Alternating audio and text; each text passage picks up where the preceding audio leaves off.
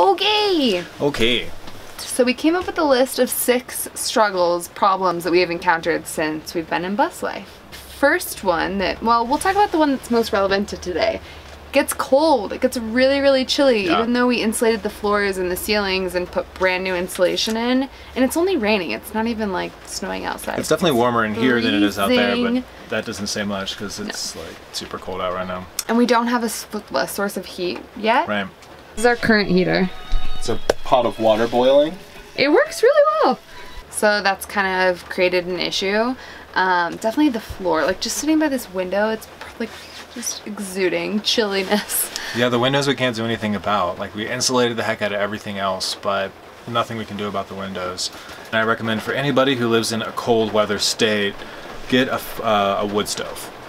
Figure out a way to get it up and out. A little expensive. I mean, not for what you're getting from them. The alternative is freezing. Yeah. But they're a little pricey. But we're definitely gonna have to be getting one soon. We should have already ordered it, but we've been reluctant to buy. Just kind of waiting for it to fall into our lap.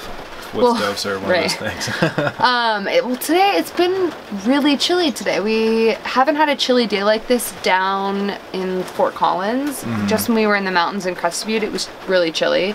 That was understandable because we were at like 10,000 feet. This is our first time where we're like, okay, fall is here and we have to do something to address the cold, especially for us and for our animals. Well, that's the main key. Is we went into this endeavor with 3 cats, knowing that they're our responsibility, and you kind of have to put their safety, I wouldn't say ahead of yourself, but like we can tolerate things. Like we can throw on jackets and sweaters and whatnot. We're okay. We're not freezing, and they're not freezing, but we need to consider their comfort more than anything right now. And we've had to do that in the summer with the swamp cooler, which we kept going pretty much all hot days. And a couple things you have to consider there is with the swamp cooler, anything that uses like 300 watts or more, it's like all you can use if you have a moderate like a solar setup. Compromise, yeah. Yeah. Especially throughout the entire day that it's hot, because or then if it's not sunny, like today's been completely foggy all day and the sun hasn't come out once, then you really have to consider what you're using. Definitely. I mean, you do. That's part of our list. We've been going down the list actually. It's animals, cold nights, solar compromises. We haven't gone over that one yet. Okay, muff sauce. All right. So parking has been a really big challenge, and I kind of anticipated it would be the hardest thing. It's not like a super big shock to us, but we were hoping that it'd be a little bit easier than it's proven to be. We've been hoping for the people that have like a lot of land or huge driveways or something, somewhere that they can easily facilitate us and might have a need that we can help accommodate. We're hoping they would come out. Mutually beneficial relationship staying on someone's land, but there are lots of county rules and just weird regulations which inhibit people from wanting someone to come park on their land. Yeah. So we've kind of had to resort to just finding places to park nearly every night, which is kind of cool and kind of stressful a little bit. Terrible. We're just waiting for the cops to come at the next spot. Yeah, you just hope that it's not in the middle of the night. That we've truly had permission to stay at. Yeah, a couple places have been okay. Yeah, but for the most part, we're just hoping not to get noticed. It's been a lot. We've had, I'd say, at least a dozen, and they've been security people, or in Estes Park, we had park rangers come. Police officers. It's plenty of police officers from people calling the cops. It's crazy how many people have just called and cops have just said like, oh, someone thought this or that.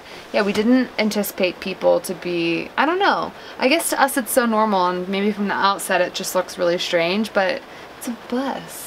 Yeah. Who doesn't love a yellow school bus? I know. That was kind of surprising. On the other end, we have had a lot of support. A lot of people come up, even with just while we were building it every day. It was almost like hard to build because people would come up and be like, "What are you doing?" And I love Tiny House Nation and all this stuff. Yeah. And so that was great getting all the support. Another thing we've noticed in parking in different places is the slopes on different roads. It's one thing when you're driving on it, and especially one thing when you're driving on it in the bus, but when you're going to park somewhere at night, if the side of the road is really tilted down, it just makes life like you're in outer space. Kind of like the gravity just feels like it completely shifts and you're working against it. Slide off the counter. You try to use the sink and it just fills up in one corner. Yeah. Never goes down the drain. Ideal. Yeah, there's we had a horrible night's sleep the other night because we were both trying to like stay up on the fighting gravity. Yeah, fighting gravity. It's just not ideal, but something you don't think about. It becomes real. Exactly. gravity and slopes, angles become And very now, real. yeah, now when we go to park somewhere, we're like, okay, There's a level- is this level ground or semi-level ground? The only other thing that really has been bad was the engine not starting, and you don't. I'm sure that's something you definitely take into consideration when you're going into something like this, and I did. Because your house is above an engine. Your house yeah. is behind an engine, and you have to make sure you're getting a good engine. But oftentimes these good. are old vehicles But they that are people old, are converting, so and it stuff comes with, happens. Yeah. Like ours didn't start the other day. We were in Crested Butte up at like 10,000 feet, and it didn't start, and our friend had to be home the next morning, and it's like a 6-hour drive. So we ended up having a mechanic come and fix it for us, but luckily if we had to take it somewhere to get it fixed, It was by chance that he came yeah, and helped us, it was for sure. It was like a Samaritan type thing, like a godsend. Who happened to just know all about international engines is amazing.